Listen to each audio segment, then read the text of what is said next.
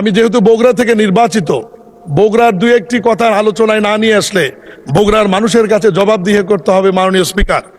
এই কারণে আমি প্রধানমন্ত্রীর উপস্থিতিতে মন্ত্রী পরিষদের সদস্যদের বলতে চাই, বগুড়া জেলা বিগত 19 বছর উন্নয়ন বঞ্চিত একটি জেলা। কারণ শহীদ রাষ্ট্রপতি জিয়াউর রহমানের জন্মস্থান, বেগম খালেদা জিয়া সেখান থেকে বারবার নির্বাচিত হয়েছে এবং বর্তমান প্রধানমন্ত্রী জনাব তারেক রহমানের জন্মস্থান হবার কারণে বিগত সরকার, বিনা ভোটের স্বৈরাচার সরকার, বগুড়ার দিকে কোনোদিন চোখ তুলে তাকায়নি। এই কারণে আমি অনুরোধ করব যে প্রকল্পগুলি চলমান আছে, যেমন বগুড়ার বিমানবন্দর, সিরাজগঞ্জ থেকে বগুড়া পর্যন্ত রেল সেতু, বগুড়ার বিশ্ববিদ্যালয় সহ বগুড়ার যে জরুরি অবকাঠামো উন্নয়ন এবং উন্নয়নের রাস্তাঘাট সহ যে বিষয়গুলো সংশ্লিষ্ট মন্ত্রণালয়ে বিবেচনাধীন আছে, মাননীয় মন্ত্রীরা আপনারা দয়া করে বগুড়ার উন্নয়নের জন্য যা যা করার প্রয়োজন, 19 বছরের ঘাটতিগুলি, 19 বছরের অনুন্নয়নের বিষয়গুলি আমলে নিয়ে জরুরি ভিত্তিতে এ ব্যাপারে পদক্ষেপ গ্রহণ করার জন্য অনুরোধ করছি। আজকের এই মহান সংসদে আমি দাঁড়িয়ে একটি কথা বলতে চাই, মাননীয় প্রধানমন্ত্রী দূরদৃষ্টিতা। মাননীয় স্পিকার, আপনাকে নিয়োগ, আপনি ওই চেয়ারে বসে আছেন মানে 1971 বসে আছে। আপনি হচ্ছে বীর মুক্তিযোদ্ধা, বীর বিক্রম। আপনাকে দেখলেই অনেকের ভালো লাগবে, অনেকের হয়তো ভালো লাগবে না, কিন্তু আপনি 1971 সালকে রিপ্রেজেন্টেটিভ করছেন এই মহান সংসদে দাঁড়িয়ে।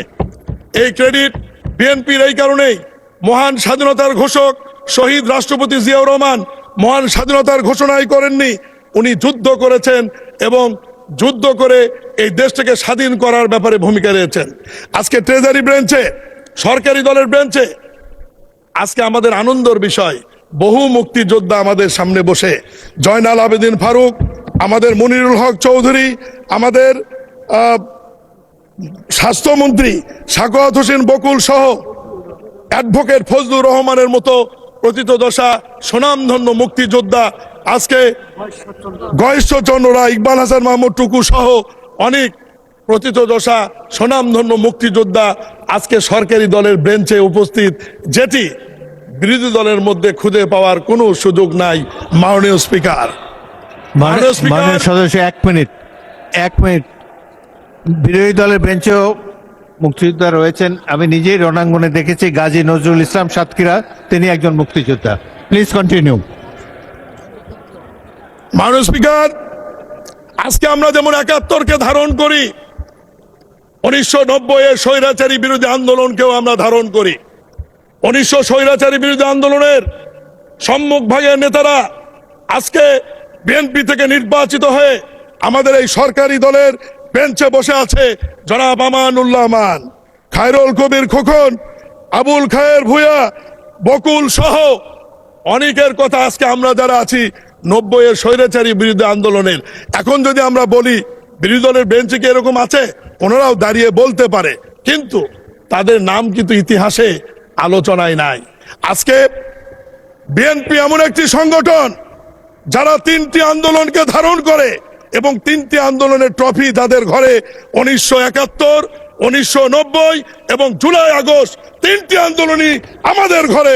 এরকম ট্রফি অন্য কোন রাজনৈতিক দল বাংলাদেশের ইতিহাসে দেখাতে পারবে না। মাননীয় স্পিকার, আজকে যদি আওয়ামী লীগের কথা বলি, আওয়ামী লীগ 71 বলতে পারবে, 90 বলতে পারবে, জুলাই আগস্টের ট্রফি কিন্তু তাদের ঘরে নাই।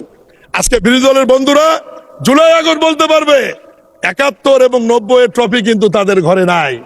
একমাত্র দল বিএনপি, যাদের ঘরে 1971, 1990, জুলাই আগস্ট 3টি ট্রফি আমাদের ঘরে রয়েছে। এবং বিরোধী দল হইচই করে বলতে পারেন মাননীয় স্পিকার, 90 তাদের কথা বলতে পারে, কিন্তু 86 সালের নির্বাচনে ঢাক ঢোল পিটে তারাই আওয়ামী লীগের সঙ্গে গিয়েছিল, আমরা যাইনি। মাননীয় স্পিকার, আজকে মাননীয় স্পিকার আজকে এনসিপির এক নেতা বাইরে বক্তৃতায় বলেছেন জুলাই আগস্টের আন্দোলনের মাননীয় সদস্যবৃন্দ, বক্তাকে বক্তার বক্তব্যে কোনো বাধা দেবেন না। আপনাদের যখন সময় আসবে আপনাদের বক্তব্যের মধ্যে আপনাদের বক্তব্য মাননীয় স্পিকার, উপস্থাপন করতে পারেন। এখন তাকে NCP র এক নেতা নির্বিঘ্নে বাইরে বক্তব্য বলেছে, রাখার সুযোগ দেন। জুলাই বলুন, আগস্টের মাননীয় সদস্য। আন্দোলনে ছাত্র জনতা খেলেছে আর ট্রফি বিএনপি নিয়ে বসে আছে। আমি বলতে চাই, জুলাই আগস্টের আন্দোলন ছাত্র জনতার সাথে আমরা সবাই ছিলাম। ট্রফি আমরা কারো কাছে নিতে যাইনি। ক্যাপ্টেনকে এটা অন্তর্বর্তীকালীন সরকারের প্রধান ডক্টর ইউনূস চিনে, এই কারণে উনি লন্ডনে গিয়ে আমাদের ক্যাপ্টেন প্রধানমন্ত্রী জনাব তারেক রহমানের কাছে ট্রফি দিয়ে নির্বাচনের তারিখ নিয়ে আসছে। মাননীয় স্পিকার, এতেই প্রমাণিত হয় ছাত্র জনতার আন্দোলনের নেতৃত্বের মূল ভূমিকা কোন দলের ছিল, কোন নেতার ছিল। আমরা সবাই আন্দোলন করেছি, এটি অস্বীকার করার সুযোগ নাই, কিন্তু ক্যাপ্টেন একজনই থাকে যে ক্যাপ্টেনের কাছে অন্তর্বর্তীকালীন সরকারের প্রধান লন্ডনে গিয়ে আলোচনা করে নির্বাচনের তারিখ নিয়ে আসছে বলেই এদেশে একটি অবাধ সুষ্ঠু নিরপেক্ষ নির্বাচন হয়েছে এবং সেই নির্বাচনের মধ্য দিয়ে বিরোধী দল এবং আমরা আজকে একটি ঐতিহাসিক সংসদে এসে উপস্থিত হতে পেরেছি। মাননীয়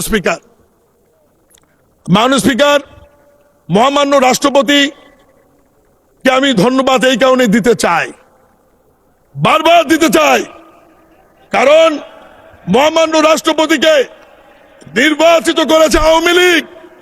শোনেন বিরোধী দল বন্ধুরা, মাননীয় স্পিকার, এই মহামান্য রাষ্ট্রপতির মুখ দিয়ে, এই রাষ্ট্রপতির বক্তব্যের মধ্য দিয়ে এই সংসদে আমরা বলেছি মহান স্বাধীনতার ঘোষক শহীদ রাষ্ট্রপতি জিয়াউর রহমান। এই রাষ্ট্রপতির ভাষণের মাধ্যমে আমরা বলেছি গণতন্ত্রের মা দেশনেত্রী বেগম খালেদা জিয়া। এই মহামান্য রাষ্ট্রপতি আওয়ামী লীগের দ্বারা নির্বাচিত, উনি বক্তব্য বলেছেন আওয়ামী লীগ ফ্যাসিস্ট, আওয়ামী লীগ স্বৈরাচার, আওয়ামী লীগ ভোটচোর। এই কথাগুলি মহামান্য রাষ্ট্রপতি এই সংসদে যখন বলেছে, এই কৃতিত্ব বিএনপির এবং সংসদ নেতা জনাব তারেক রহমানের।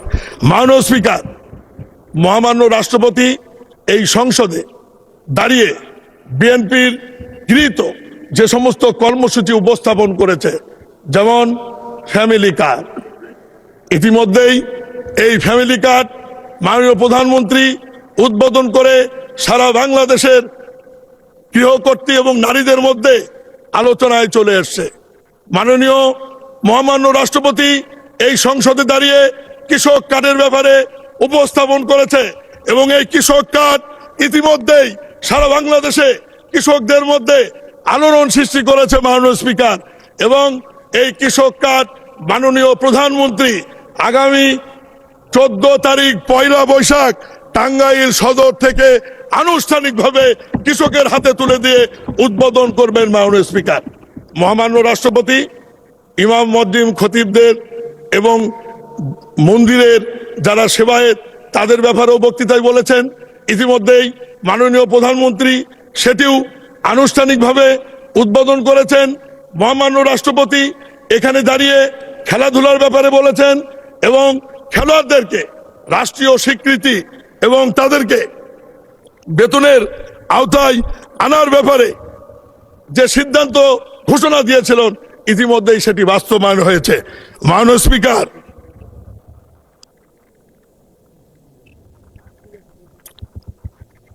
এরপরে প্রথম ক্যাবিনেটের মিটিংয়ে মন্ত্রী পরিষদ সভায় ঐতিহাসিকভাবে মাননীয় প্রধানমন্ত্রী নির্বাচনী প্রচারণায় যে ঘোষণা দিয়েছিলেন যে বিএনপি রাষ্ট্রীয় ক্ষমতায় গেলে কৃষকদের 10,000 টাকা কৃষি ঋণ সুদ সহ মৌকুব করা হবে, এবং প্রথম মন্ত্রী পরিষদের মিটিংয়ে এই ঐতিহাসিক একটি সিদ্ধান্ত নিয়ে কৃষকদের মধ্যে প্রাণচাঞ্চল্য সৃষ্টি করেছে আমাদের মাননীয় প্রধানমন্ত্রী এবং মন্ত্রী পরিষদ।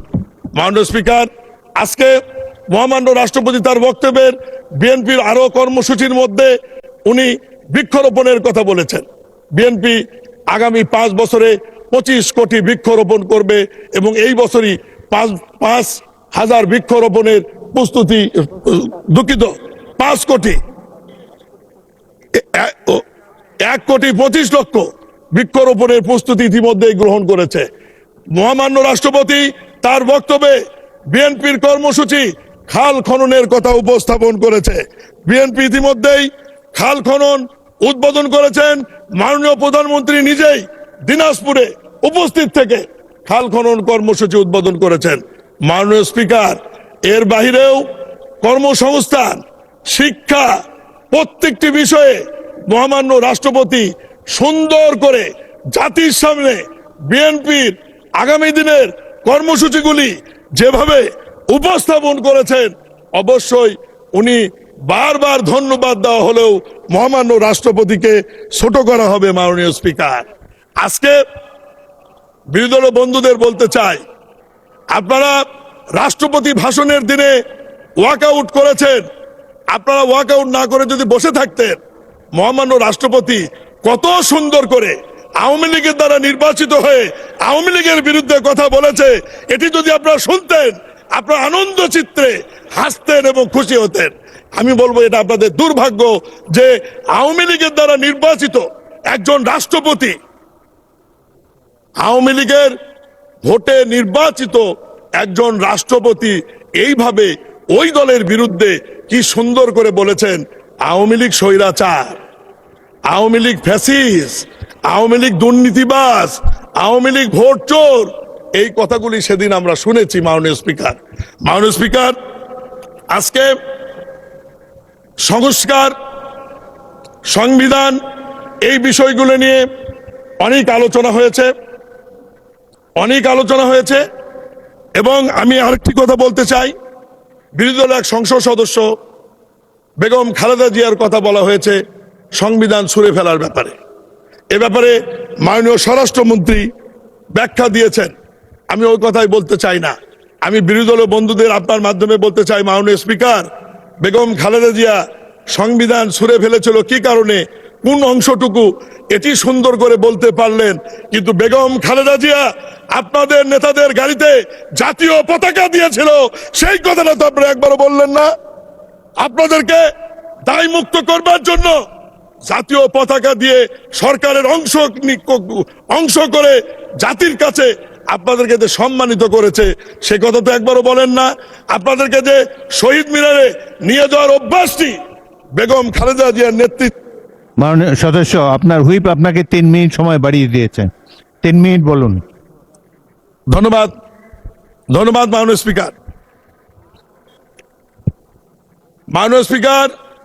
আপনার মাধ্যমে বিরোধী দলের বন্ধুদের বলতে চাই, বহু আকাঙ্ক্ষিত এই জাতীয় সংসদ সবার আন্দোলনের ফসল। আপনারা আন্দোলন করেছেন, আমরাও করেছি, কিন্তু মাঝপথ থেকে আপনারা আমাদের কাছ থেকে চলে গিয়েছিলেন 14 সালের পরে। 14 সালের পরে আপনাদেরকে কিন্তু আমরা আর খুঁজে পাইনি। দীর্ঘদিন যাবৎ আমরা 4 দলীয় জোট, 20 দলীয় জোট, আমরা কিন্তু একসঙ্গেই ছিলাম। আমরা একে অপরকে কিন্তু বহুভাবে চিনি। একই মিটিং এ বসে আন্দোলন করেছি, লড়াই করেছি, মিটিং করেছি, সমাবেশ করেছি। আজকে কোনো এক অজানা কারণে আপনারা গুপ্ত হয়ে পরে জুলাই আগস্টের পরে প্রকাশ্যে এসে জাতির সামনে জুলাই আগস্টকে বারবার ধারণ করার চেষ্টা করে জাতিকে ভুল বুঝিয়ে আপনারা জুলাই আগস্টকে এমন ভাবে ইস্টাবলিশ করতে চান, মনে হয় 1971 সালে দেশে মুক্তিযুদ্ধই হয়নি, 90-এ স্বৈরাচার বিরোধী আন্দোলনই হয়নি। মাননীয় স্পিকার, এই কারণে আমি বলতে চাই, বিরোধী দলের প্রতি অনুরোধ করব, আসুন আমরা বহু আকাঙ্ক্ষিত, বহু রক্তর ওপর দিয়ে, বহু গুম ঘটনা, নির্যাতন, নিপীড়ন, জেল জুলুমের মাধ্যমে একটি গণতান্ত্রিক পন্থায় নির্বাচিত সরকার পেয়েছি। মাননীয় প্রধানমন্ত্রী দিন রাত অনেক পরিশ্রম করছেন এই দেশটিকে একটি ভালো জায়গায় নিয়ে যাওয়ার জন্য। আমি মাননীয় স্পিকারের মাধ্যমে মাননীয় বিরোধী দলের নেতা সহ বিরোধী দলের মাননীয় সংসদ সদস্যের প্রতি অনুরোধ করব, আসেন আপনারা সহযোগিতা করেন। আমরা ঐক্যবদ্ধভাবে আগামী 5 বছরে এই দেশকে এমন একটি জায়গায় নিয়ে যেতে চাই যাতে মানুষ মনে করে যে না, এক সময়কার জোটবদ্ধ বিএনপি জামাত যদিও আজকে আলাদা আলাদা, কিন্তু তারা আবার ভিতরে ভিতরে এক হয়ে দেশটিকে একটি ভালো জায়গায়, সুন্দর জায়গায় নিয়ে গিয়েছে। মাননীয় স্পিকার, আজকে এই সংসদে বিরোধী দলের ভূমিকা অনেক চমৎকার। তার অনেক গুরুত্বপূর্ণ বিলে আমাদেরকে